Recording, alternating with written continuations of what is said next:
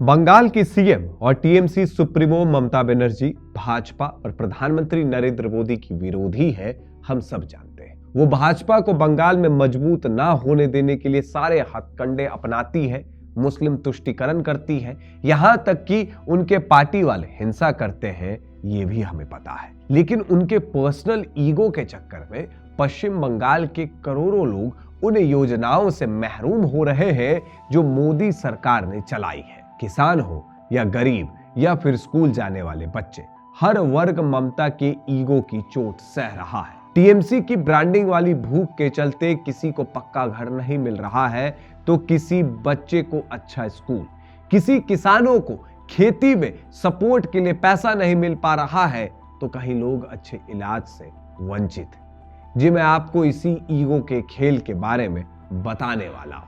मैं और आप सब जानते हैं कि आज केंद्र सरकार देश में घर बनाने से लेकर किसानों को नगद पैसा देने तक और लोगों के इलाज से लेकर घर पे सोलर रूफटॉप लगाने के लिए सब्सिडी देती है या सीधा पैसा देती है। ये स्कीम ऐसी है जिनमें केंद्र और राज्य दोनों को मिलकर काम करना होता है, लेकिन ममता बनर्जी ने तो मानो बंगाल को दूसरा देश समझ लिया हो। सबसे पहले बात करते हैं उन योजनाओं की जिन्हें ममता बनर्जी की सरकार ने इंप्लीमेंट ही नहीं किया। इसमें सबसे पहला नंबर है आयुष्मान भारत प्रधानमंत्री जन आरोग्य योजना का। वही योजना जिसमें देश भर के लोग 5 लाख रुपए का हेल्थ इंश्योरेंस हर साल ले सकते हैं। 2018 में लॉन्च हुई इस स्कीम से अब तक देश में 9.84 करोड़ से ज्यादा लोग फायदा ले चुके हैं। उन्होंने अस्पताल के बिल्स पर खर्च होने वाले 1.52 लाख करोड़ रुपए बचाए हैं। लेकिन ममता बनर्जी ने आज तक पश्चिम बंगाल में इस योजना को लागू ही नहीं होने दिया है, क्योंकि उसमें आगे पीएम लगा हुआ है और यह मोदी सरकार की योजना है। अगर वो इसे अपने स्टेट में लागू हो जाने देगी तो इसका फायदा पाने वाले लोग कहीं मोदी सरकार के समर्थक ना हो जाए। और सबसे अहम बात तो ये कि आयुष्मान कार्ड बनकर जब बंगाल पहुंचे थे तो उन्हें तोड़कर फेंक दिया गया था।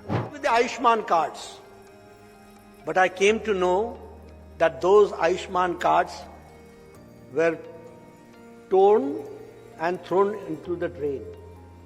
It was not allowed. I told Mamta ji, what is their fault? They are poor people.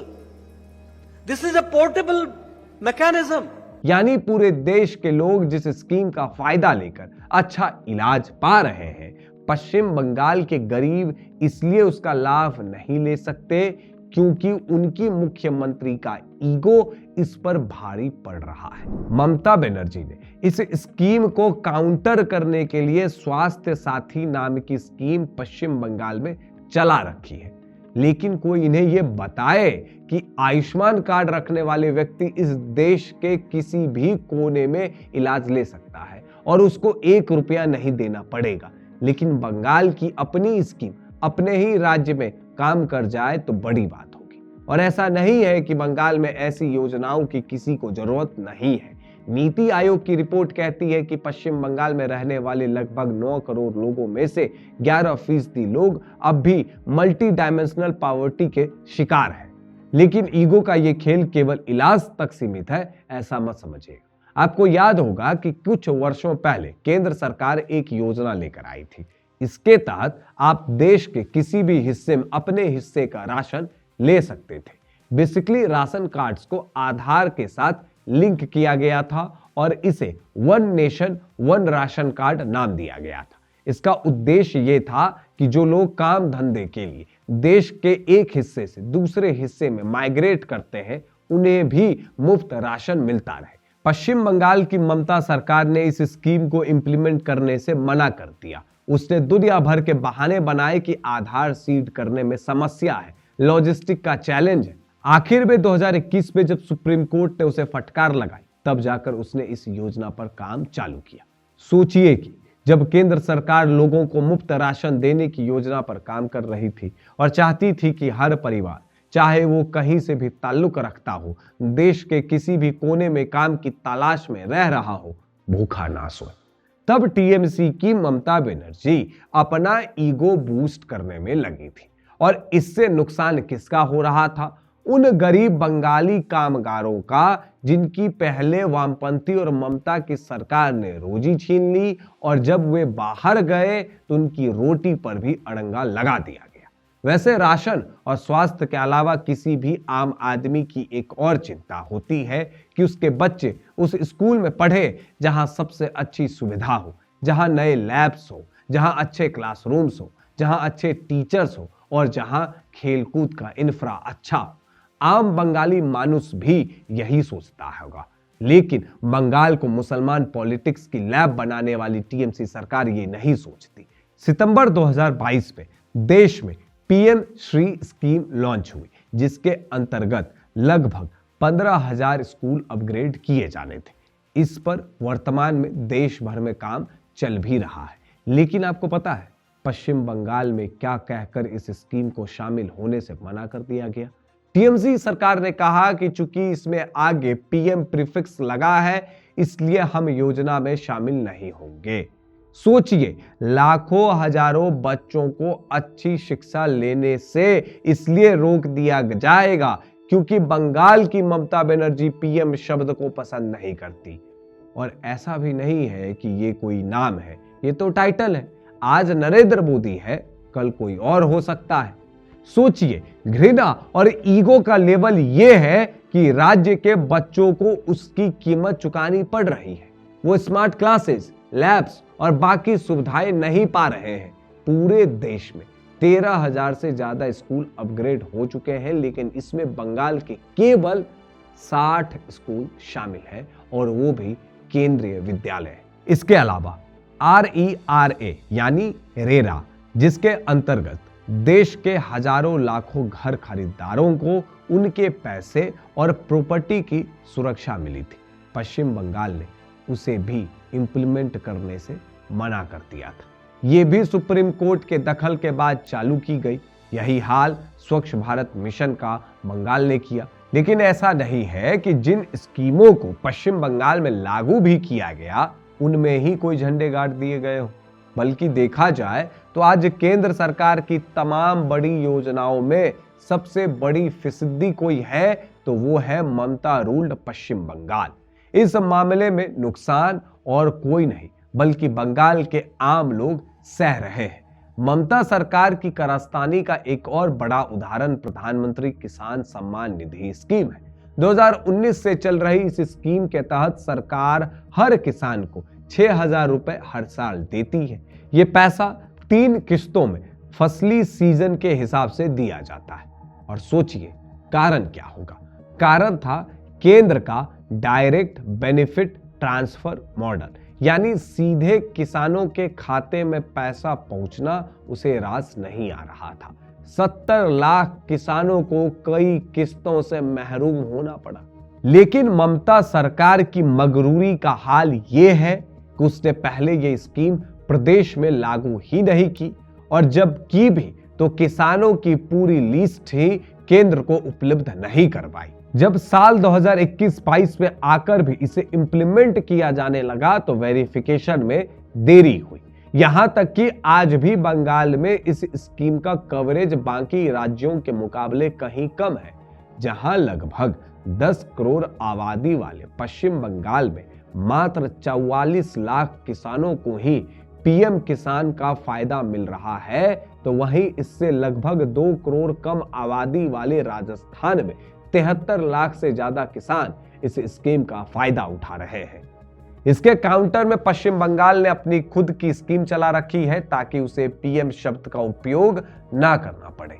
भले ही किसान कितनी ही समस्याएं उठाएं, वैसे ये योजना का रैपर बदलने वाला मॉडल ममता सरकार ने ना जाने कितनी योजनाओं को लेकर किया है। इसको लेकर एक और बड़ा एग्जाम्पल मेरे पास। आज से लगभग 10-12 साल पहले आप किसी भी गांव में निकल जाते तो आपको कच्ची बस्तियां जरूर दिखाई पड़ती, लेकिन इस बीच ये गायब हो गई है क्योंकि यहाँ पीएम आवास योजना ग्रामीण के तहत घर बन गए हैं। लेकिन कलकत्ता की गिरती हुई टूटी बिल्डिंग्स में रोमांस तलाशने वाले टीएमसी भद्रलोक को भला ये कैसे रास आता? ऐसे में उसने साल 2021 तक ये स्कीम चलाई और फिर इसे चुनाव के आसपास इसका नाम बदलकर बंगाल आवास योजना कर दिया। इसकी लिस्ट बनाने में भी गड़बड़ी हुई। ऐसे में केंद्र से आने वाला पैसा रुक गया। इसके बाद ममता बनर्जी ने साल 2024 के दिसंबर महीने में बंगाल बाड़ी नाम की खुद की एक स्कीम लॉन्च कर दी। इसमें पैसा दे करके बड़ा इवेंट किया गया। और एक दो उदाहरण देता हूं आप लोगों को। जल जीवन मिशन के बारे में तो आप जानते ही होंगे। हर घर तक साफ पानी पहुंच जाए, इसके लिए प्रधानमंत्री नरेंद्र मोदी ने यह मिशन चालू की थी। आपको पता है इस स्कीम में सबसे निचले परफॉर्मर राज्य कौन से हैं? पश्चिम बंगाल, केरल और झारखंड। पश्चिम बंगाल में केवल 55% लोगों तक ही साफ पानी पहुंचा पाया है, क्योंकि जो पैसा पश्चिम बंगाल को मिला था उसका आधा ही उन्होंने यूटिलाइज किया। पश्चिम बंगाल को 2019 से 2025 के बीच केंद्र सरकार ने इस योजना के लिए 24,645 करोड़ रुपए दिए थे। ममता सरकार इसमें से मात्र 13,000 करोड़ रुपए ही यूज कर पाई। यानी राज्य के लोग पानी भी समय पर ना पाए, इसका भी पूरा इंतजाम ममता बनर्जी सरकार ने किया। वैसे सबसे फनी नंबर मैंने अभी तक बचा कर रखा था और वो अब बताऊंगा। बीते कुछ वर्षों से देश में ग्रीन एनर्जी का बड़ा जोर है। देश में क्या, दुनिया भर में है। इसी को देखते हुए प्रधानमंत्री नरेंद्र मोदी ने पीएम सूर्य घर योजना की शुरुआत की थी। इसके तहत केंद्र सरकार 3 किलोवाट के सोलर सिस्टम के सेटअप पर लगभग 1.4 लाख तक की सब्सिडी देती है। यानी आप लगभग 70% कॉस्ट बचाकर अपने घर पर सोलर पैनल सिस्टम इंस्टॉल कर सकते हो। जो राज्य इसको लेकर सीरियस है वो तेजी से इसे इंप्लीमेंट करवा भी रहे हैं। लेकिन आपको पता है बंगाल में कितने घरों में अभी ये सिस्टम इंस्टॉल हो सका है? 1,100। जी सही सुना आपने, लगभग 1.5 करोड़ घर वाले स्टेट पश्चिम बंगाल में 1100 घरों में सोलर रूफटॉप इंस्टॉल किए गए हैं, क्योंकि ममता सरकार इसमें एक्टिवली पार्टिसिपेट नहीं कर रही है। बताने को तो मैं मनरेगा से लेकर ना जाने कितने और उदाहरण बता सकता हूं, लेकिन मॉडस ऑपरेंडी मोर और लेस सब में सेम है। पहले ममता बनर्जी की सरकार केंद्र सरकार की योजनाओं को सिली रीजन देकर रिजेक्ट करती है, अपने लोगों तक उनका फायदा नहीं पहुंचने देती है। इसके बाद विक्टिम कार्ड खेला जाता है कि केंद्र सरकार हमारे साथ सौतेला व्यवहार कर रही है। फिर इसे बंगाली अस्मिता से जोड़ा जाता है और अपने नाम से कोई उसकी ही कॉपी कैट स्कीम लॉन्च कर दी जाती है। लेकिन इन सब के बीच पिस्ता कौन है? पिस्ता है वो आम बंगाली जिसके 40 वर्ष पहले उन कम्युनिस्टों ने खा लिए, जिनकी श्रद्धा सोवियत और बीजिंग में थी, जिनके प्लान्स ऐसे थे कि हर बड़ा कॉरपोरेट हाउस कोलकाता छोड़कर मुंबई भाग गया, जिनका खौफ ऐसा था कि जूट से लेकर पटसन सारे धंधे बर्बाद हो गए। और अब उसे ममता बनर्जी पीस रही है, कभी राज्य से टाटा मोटर्स को भगाकर और अब उसे शिक्षा, स्वास्थ्य और राशन तक से महरूम करके। देश के पूर्व प्रधानमंत्री अटल बिहारी वाजपेयी कहा करते थे कि नेताओं के मन में मतभेद होना चाहिए, लेकिन मनभेद नहीं होना चाहिए। मैं तो कहता हूं कि ममता बनर्जी के भाजपा के साथ मतभेद भी है और प्रधानमंत्री नरेंद्र मोदी के साथ मनभेद भी, लेकिन उनकी भरपाई आखिर बंगाल की जनता से क्यों कर रही है?